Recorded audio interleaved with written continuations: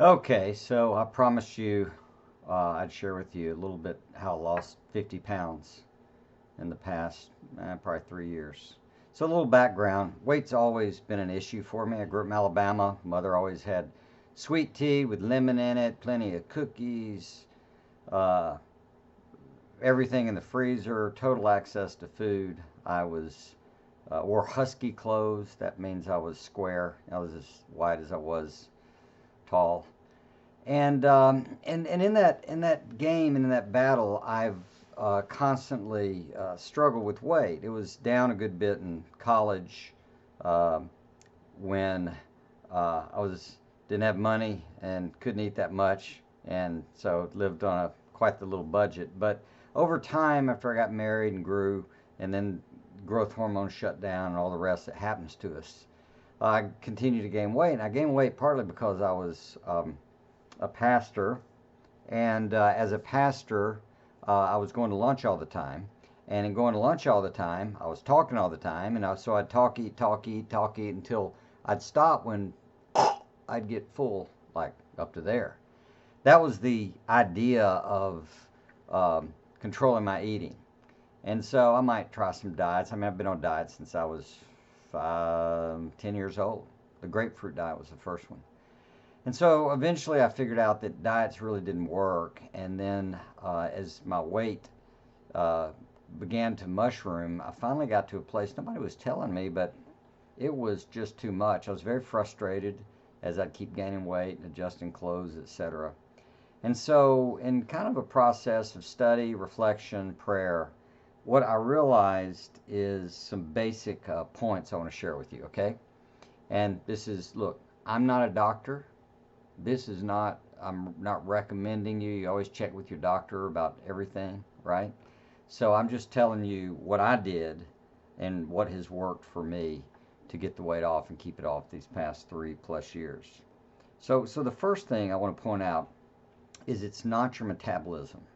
Your problem is not metabolism. You'll see that everywhere. It is not metabolism because it's relative. Okay, so when we say relative, you burn a certain amount of food or calories and you take in a certain amount.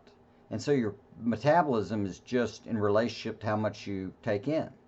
So, if you're a lumberjack and you're exercising really intensely all day long, you might take in thousands of calories, four, who knows, five, and may not gain weight, or may if you eat more than you burn.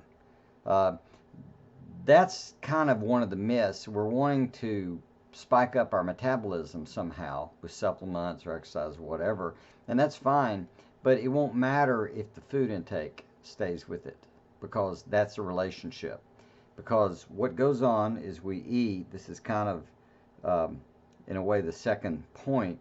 It's really not a matter of what you eat, but how much. That's the game. So it is fundamentally mathematical. It's a math issue. And the math issue is that if you take in more than you burn, your body, for some really weird reason, just keeps it. Probably related to fat, to famines or something like that, something in our wiring. But it will tend to keep the weight instead of, uh, let it go. So that's the game. So you are eating more than you're burning when you're gaining weight. And when you're losing weight, you are actually eating less than you're burning.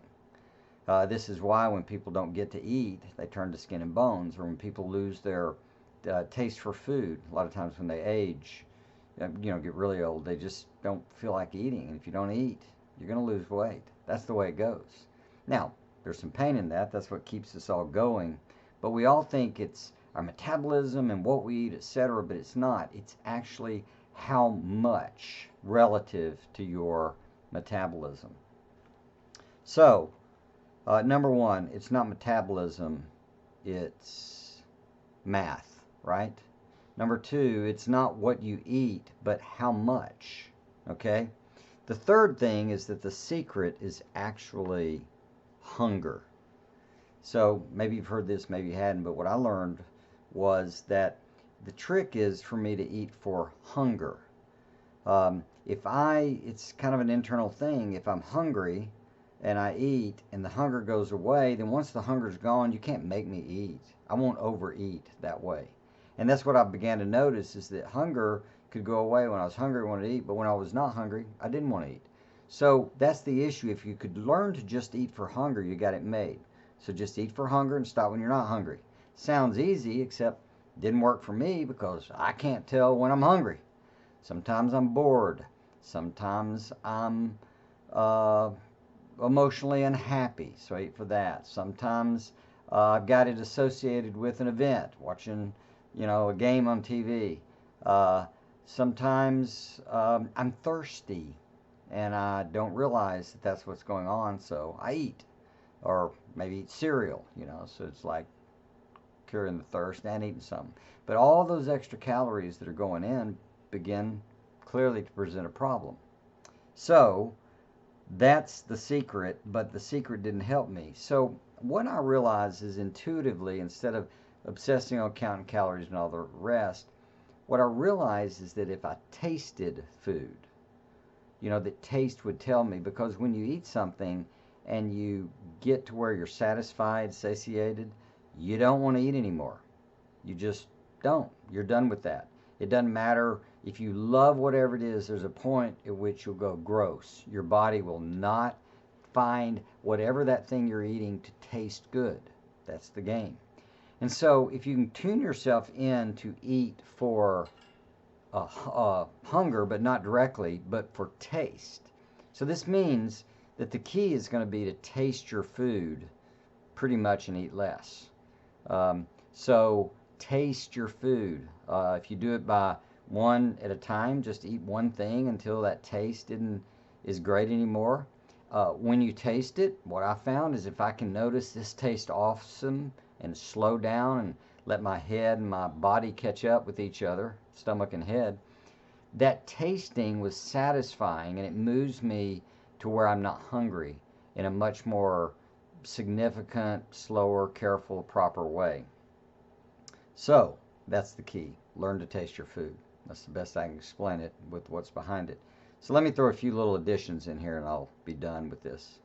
There's a lot more to it. I probably ought to make a course, that walks through all this stuff and how to teach yourself. But I promise you, if you can learn to taste your food, you'll eat less. And if you eat less, your weight won't keep going up or it'll go down. Just depends on what you want. So here's some thoughts. One, decide on a weight goal. And I think this is important, but I'd make the weight goal about 5 pounds lower than you are now if you're wanting to lose weight. Just 5 pounds. I wouldn't go dramatic or anything, because you're trying to teach yourself something. You're trying to learn how to do this. So if you can get to 5, you can think about the next 5. Number 2, weigh every day. I found out this to be really crucial. So you get that same feedback every day, first thing in the morning, same time every day, and that'll give you feedback on what's exactly going on. The third thing is, I would say you do want to avoid fat. So I'm kind of going against foods don't matter, but fat, sugar is not great. That's good to avoid, frankly, for health reasons. But fat, especially as it relates to the heart, a lot of studies on this, a lot of things out there, and in my experience, staying away from the fat has been crucial to my health. I now have a resting heart rate of like 42, run 3 miles a day. Yeah, but that's still metabolism relative to, I still, wouldn't matter what I ran if I ate more than I burned. Don't forget that. But I would highly recommend that you start tuning into fat and get away from it as much as you can. Just all fats. Don't even think good fats, bad fats. That's kind of the trick.